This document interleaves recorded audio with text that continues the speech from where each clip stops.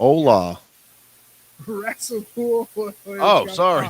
That was yeah. We're live. We're here, Mike. We're live. It's Hi, happening. okay. Post Monday Night Raw edition of WrestlePool.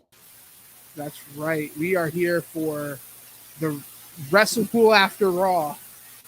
Oh, I like that name. WrestlePool after Raw. It's like Raw after Mania. But we are.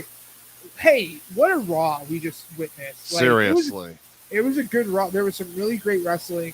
We got some movement on things, but and we'll kind of run through the night. But the end of Raw was like literally happened 5 minutes ago. Cody standing tall, throwing a chair in some poor kid's Somebody face. check on the damn kid.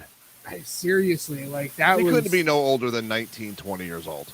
Yeah, he was not that old. He was definitely pretty young. But he he took it like a champ to the face, and from Cody Rhodes, you wouldn't want to take it to the face from Cody Rhodes. Like I'd take it to the face from Cody Rhodes. So Mike, all right. Oh, by the way, underneath your name, it has my social media handle. Yeah, I see that. I'm going to change that to. He is not MJH _ WrestlePool. I am. I'm Mike Hosier. That's Bear. But yeah, no, somebody should check on the damn kid. That was a great ending. It really showed Cody's, the bloodline's not hunting me, I'm hunting the bloodline type thing. Cody getting aggressive. Yes, it's about time. He needs to. Yeah, like he snapped a little bit there. Because Seth Rollins laid it out to him a while, 2 weeks ago. Like, you are the stack. It was against you last year. Now you add The Rock. Forget it. It's like it's damn near impossible. So it's about time he shows some ruthless aggression. Well, let's talk about that, because right at the end of Raw there, I was mentioning, and I know you've heard this, right? Like, so I have heard some rumors and some ideas being floated around that this whole thing with The Rock and Cody is basically Cody using The Rock to infiltrate the bloodline so that he has somebody on the inside in order to get the protection that he needs at WrestleMania because of what happened last year with Solo and at the end of that match and all that kind of stuff. And so the idea is that The Rock is going to turn on Roman to help Cody at WrestleMania, and then that will be how Cody is able to finish the story and win the belt. You seem to think that there might be some, like you said, like that's a good way to go with that. I'll tell you what, it fits everything. Cody telling Roman and he's gone. No, I'm here. I was just. Oh, there you are. Okay. I'm here. It fits everything. Cody the SmackDown after. All of a sudden, you disappeared, Bear. I worry. I know. I'm switching and I'm making it fun and dynamic. Give me a hand signal. All right. So Cody, the SmackDown after the Rumble. Cody's like, I'm going to take everything from you, and then magically The Rock comes out. Right. And then The Rock takes his spot. And then we have the whole thing at the press event. And now we're starting to hear this where, Cody's working from the inside as well, that he has someone on the inside. And it's probably the biggest someone to have on any inside anywhere in Dwayne Johnson. So if that's where they're going to go to set up whatever comes after Mania, that's awesome. I think that's a great run of this. And even like the Rock promo in Utah. right? Where, he wasn't looking at hard cam. He was kind of turned off to the side, and a lot of what he said, people thought he was talking to Roman Reigns. And then when he acknowledged, he did this instead of the Right. one and all this stuff. So if that's I the play, I'm Yeah. all in it. I think it's fantastic. I think it's a great idea. I have no problem with it whatsoever. I think it'll be I think it'll be a lot of fun. It'll be cool to kind of see. What's interesting to me is this idea we've been having this conversation about the WWE and just like we've been talking about different wrestling cultures around the world, right? Like so Japan is still very much focused on the sport, even like Mexico is like the sport of it. But here in the US to an American audience, you need that cinema. You need that show, you need the entertainment and the story factor. And if this is what they're doing, where all these little Easter eggs of like The Rock not talking to, he's actually talking to Roman, and he holds it up like this, and it's an L. Like all those little Easter eggs, or even we discussed this, I think, in our Mania preview, talking about what they've been, or one of our recent episodes talking about what they've been doing with Roman and The Rock, and even like there was the point 2 years ago in the Royal Rumble where Seth is screaming at Roman in the match, like, or no, Roman's yelling at Seth, like, you made me like this, Mhm. you made me like this. And like, so all of these little things, like, they're not putting TV on anymore. This is movie. They are creating a literal movie that is broken up over the course of 3 to 4 years. Yeah. And so it's very interesting if that is the case. And I'd be really interested to see that. Number one, if it works, it will change wrestling forever. I think if it already this- has. Good point. Good I point. think the yeah. bloodline has changed the way wrestling should tell stories. Right. And all the intricacies that they're doing in other areas, which we can get into pretty much on every block Right. or segment tonight, was Well, and layers that's- of intricacies about leading into Right. WrestleMania. But that's an interesting thing for you to say, right? Like you think you said you think that what they've done with the bloodline, Roman Reigns, all these things, the intricacies, is something that that is going to be prevalent in wrestling moving forward.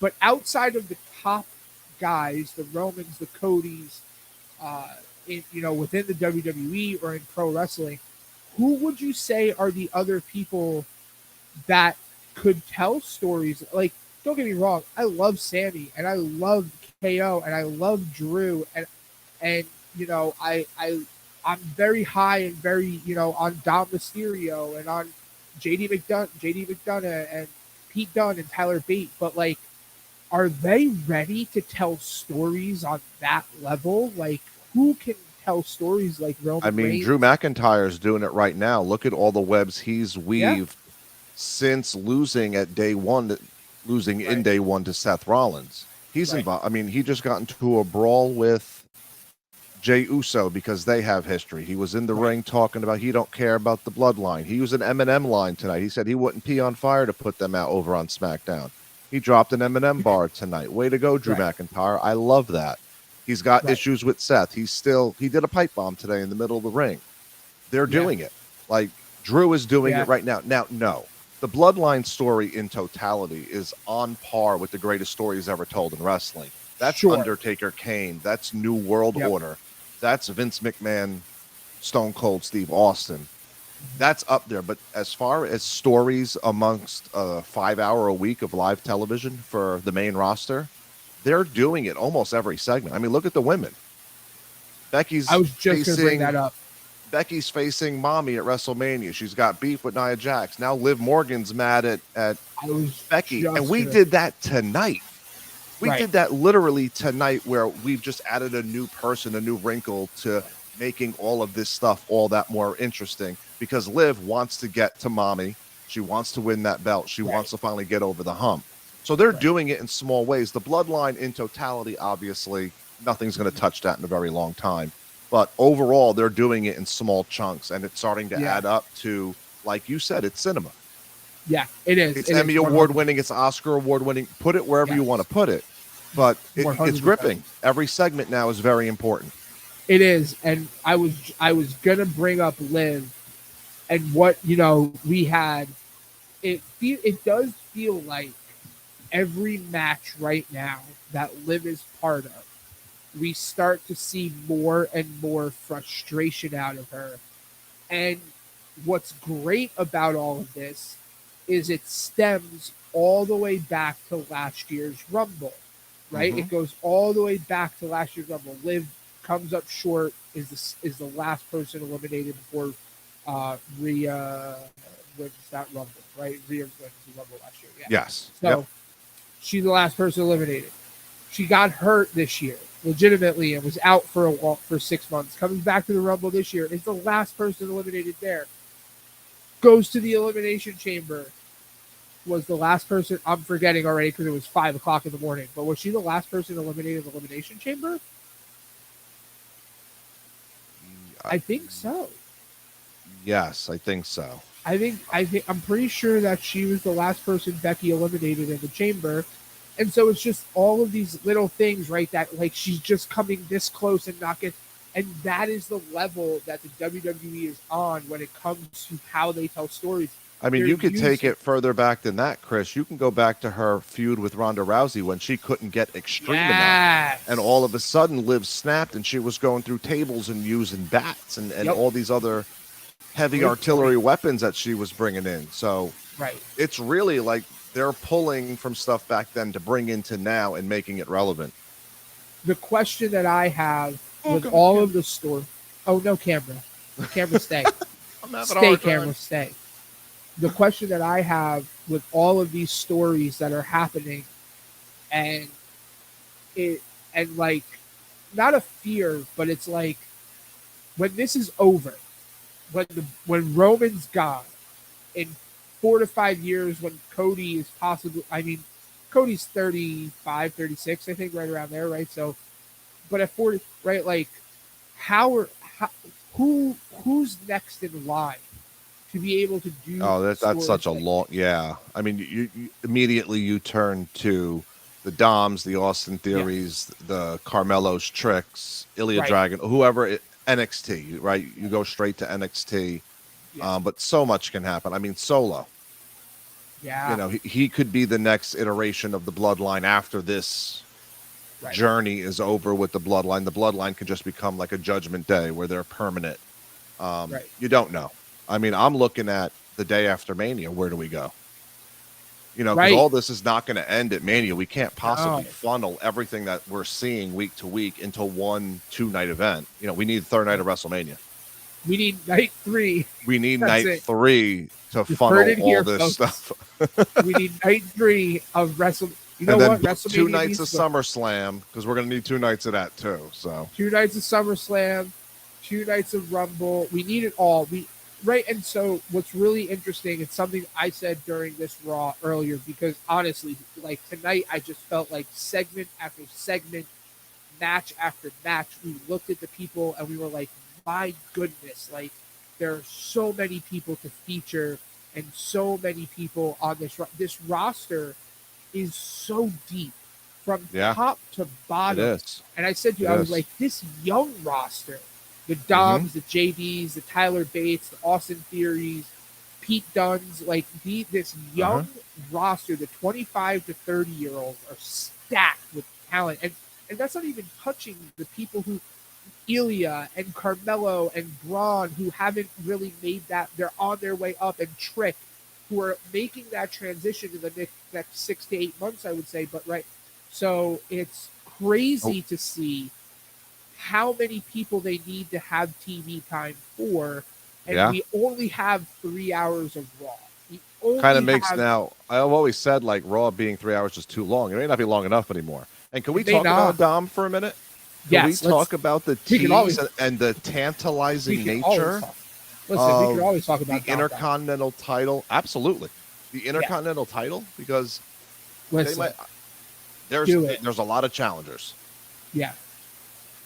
Dom is, to me, the reason you do this with Dom now, right, is as much as I would love to see a Sammy do this with Gunther right now.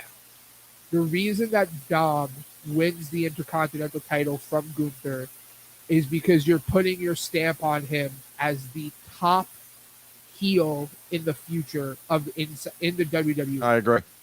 That is why you do it right now. I think it's the right call to do it right now, but I could understand and I could be understanding if they said, you know what, we're gonna do this with Sammy right now, and we're gonna put the title on the IC title, let Sammy dethrone Gunther and put the IC title on him. And I could understand that because it's kind of like after the 18 to 24 months that Sammy has had, while winning the tag team titles was with KO was incredible, I still think that Sammy's kind of owed a singles championship title run for everything that he did with the Bloodline, the Usos last year at Mania, everything after WrestleMania. And so to me, it is a moment where it's kind of like they're gonna give this to Sammy because he deserves it. And then maybe we get a Sammy Dom feud and Dom and then it's Sammy passing that torch to Dom. But I would love to see that. I would love to see Dom Mysterio. I keep saying I think he's the future of the WWE.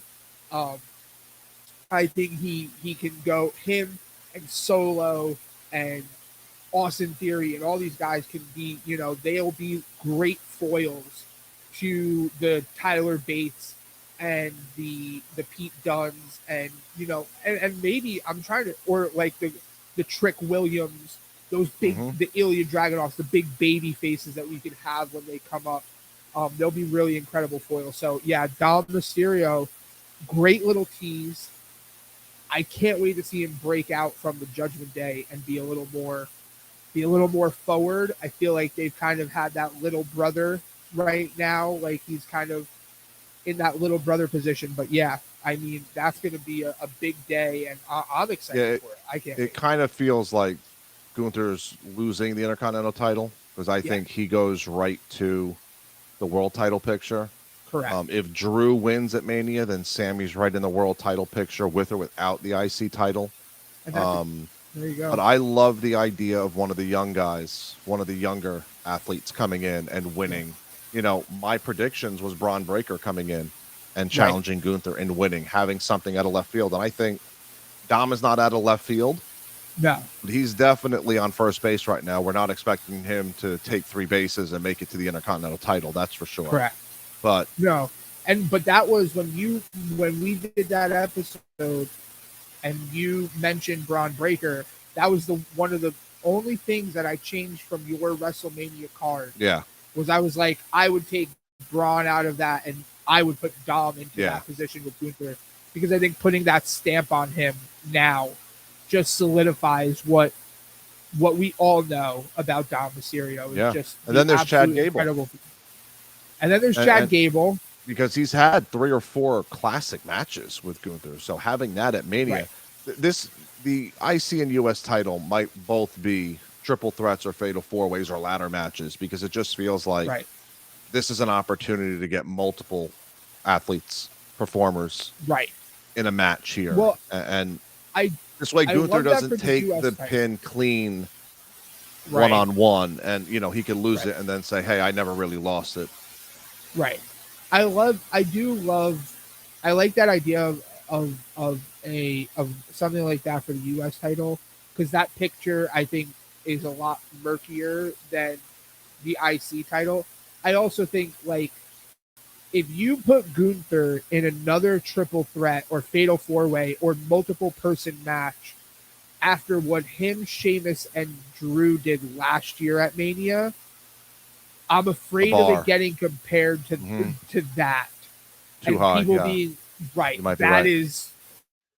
that is a high bar to meet because that match last year at Mania was probably the match at WrestleMania, like wrestling wise, that was probably the match at WrestleMania. Yeah, that's a good point. Match of the year. So I would say we need a singles match for Gunther at WrestleMania. But what I love, Adam Pearce, they didn't tease this tonight, but I wish they kind of did. Adam Pearce it was like, oh, you got me. Chad Gable came in and talked to him. Was like, oh, you gave me a lot to think about. I would love to see a tournament in the run up to Mania for the number one contender for the Intercontinental title, right? And then because within that tournament you get matches like Dom versus Chad, and you can have matches like Sammy versus The Miz, or Sammy versus, there are a good amount of people, or maybe Sammy versus a Bronson Reed, and so there's a good amount of people that we can get a nice little tournament leading up to it, just like we did with the U.S. title leading up to Royal Rumble. I agree. So I would love to see something like that for the Intercontinental title, and because we love tournaments and we love the way they do tournaments. I would like a round robin though. How about that? You had it, the Continental Classic. No, that was World Cup style, right? That's round robin. Yeah, same thing. That's round robin. Yeah. About? Yeah. No, but you're definitely right on the. I forgot about Sheamus, Drew, and Gunther last year. So yeah, you might actually be right. Yeah, I'll ease off on the whole triple threat. I don't think they can. I mean, Gunther can top anything. Yeah, do a one-on-one, but it feels like Gunther's his 600+ day reign is coming to an end, in my opinion. It is. It is absolutely coming to an end, and not because we need to get the Intercontinental title off Gunther, but simply because Gunther needs to be in the world title picture. Yeah, it's time for him to elevate. Yeah, it's time for him to move up the ladder and be in that spot. And what he's done with the title just helps the next person who takes it be seen in a higher light, right? Like, so that's why like a Dom taking it would be amazing, or a Braun Breaker even would be amazing, because now what Gunther has done with that title and making it such a prominent title in WWE again means that next person has something to.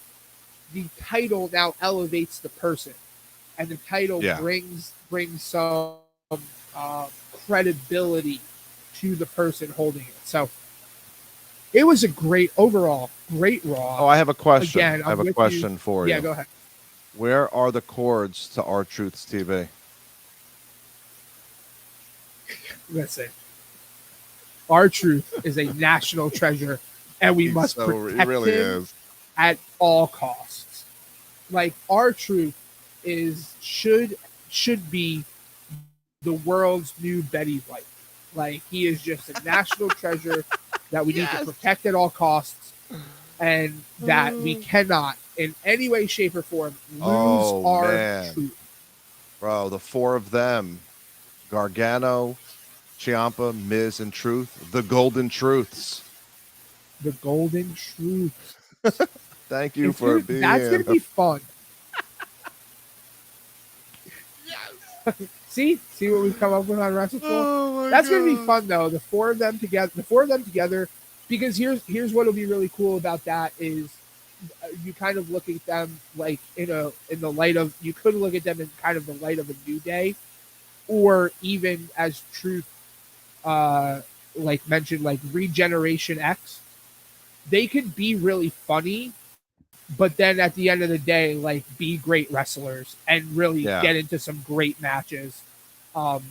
So I'm all for it. I think it'll be great to have them together. But yeah, I don't know what happened to the cords to R-Truth's TV. I just know that we need to get them back from the Judgment Day and protect R-Truth at all costs. So looking ahead, we're recording. We got stuff coming out this week. We have SmackDown Friday. We will be doing a live pre-show for AEW Revolution as we talk full about Sting. Yes. And that card looks pretty loaded as well. So Revolution looks to be hopefully a turning point for AEW wrestling, as they're definitely entering in a new era, because Ospreay makes his debut. So any quick thoughts on that before we double salute? I'm excited to see Will Ospreay in AEW. I'm excited to see that there's some new creative blood in AEW. I forget the lady's name. Peppermint. Jennifer Peppermint, I think. So I'm excited to see some new creative minds there. My fear is that Will Ospreay is going to get buried in 6-man tags, 8-man tags, and we'll never get to see him, and he won't be featured. And the proof is in Jay White. Listen. I actually do enjoy what the Bang Bang Scissor Gang is doing right now. The Acclaimed and Bullet Club Gold together is actually a lot of fun, but it is time to take Jay White out of the 6-man and let the man work. So I'm just hoping that they don't do that to Will, and I'm hoping that they let him work, because guess what? They've got March, April, May, June, July, August. You got 6 months to all in Wembley, and if Will Ospreay is, my opinion, possibly the biggest match that you can do. I don't know where Kenny's at. Is Kenny hurt that hasn't been on TV in a while? Yeah, he's still. No updates there. But biggest match you possibly could do at All In, which I would be all in for, is Jay White versus Will Ospreay versus Kenny Omega in a triple threat. Let's go. That should be your main event of All In. But they'll separate them three because we need 23 matches on the card. But yeah, any combination of them, and if rumors are true about Okada, you throw him. So I'm hopeful. I am hopeful. The card looks awesome for Revolution. We're going to be live. Yeah. Pre-show, maybe post-show, depending on, if we're totally sour on Revolution, we're going to be like, we're going to bed.